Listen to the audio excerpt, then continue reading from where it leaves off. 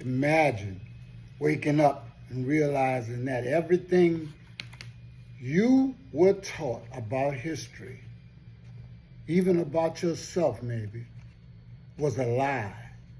Not an accident, not a misunderstanding, a deliberate, calculated conspiracy spanning centuries, orchestrated by the most powerful institutions on earth. This is documented reality. For hundreds of years, the truth about African history has been buried under layers of deception. Academic institutions rewrote the textbooks, religious hierarchies painted black biblical figures as white Europeans, governments funded programs to destabilize black communities, and media conglomerates programmed stereotypes into your mind. They downloaded what they wanted you to know into you.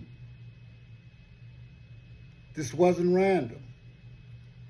This was coordination. See, this is not about politics. This is about the truth. Silence is complicity, they say. But the conspiracy ends when you awake.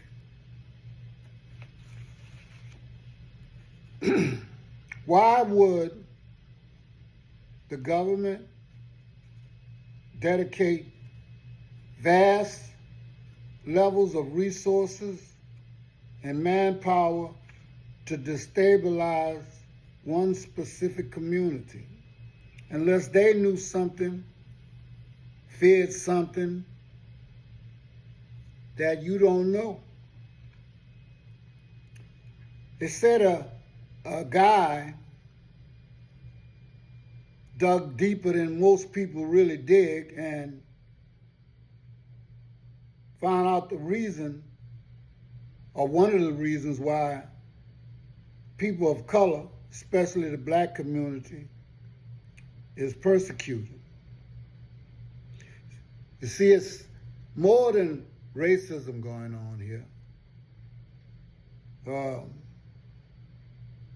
You're telling me that somebody's going to go through all of that because of the color of somebody's skin? That doesn't make any sense.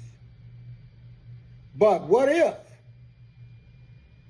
black folks have something that others don't? I would never call nothing a superpower or anything like that. But, you know, on the plantation they did breeding, performed all kind of tests, and tested people's endurance, sexuality, and pain levels. I had to ask a doctor one time, I said, do you think that because I'm black that I can take more pain than anybody else? Are you crazy? You hurting me, and I'm gonna let you know. In fact, get away from me. You understand? Now, what if you were born with something very valuable that you don't know about, and rich, powerful people in power figured out a long, long time ago that you had something they didn't? And all the information and all of the truth and research was cataloged, boxed up, moved and buried in storage facilities, and hid from you for all your life. You see, this is no ordinary, misconception. This is an orchestrated and a deliberate effort. And it's not an effort, it's actually been done. We just don't know about it. But we're coming to some understandings, and one of the worst things that people in power fear is the connection of people of color coming to fruition, and we connect with each other. The population of people of color to people who lack color, is the way I'm going to put it, or if you want to say Europeans, people of color vastly outnumber those. But in America, Europeans outnumber people of color. And that was by genocide and by all types of invitations of inviting their own Europeans, but we all one big supposedly happy family, huh? But they gave away land and took away land, and the way that they did it was Europeans got the land and the people of color got the labor,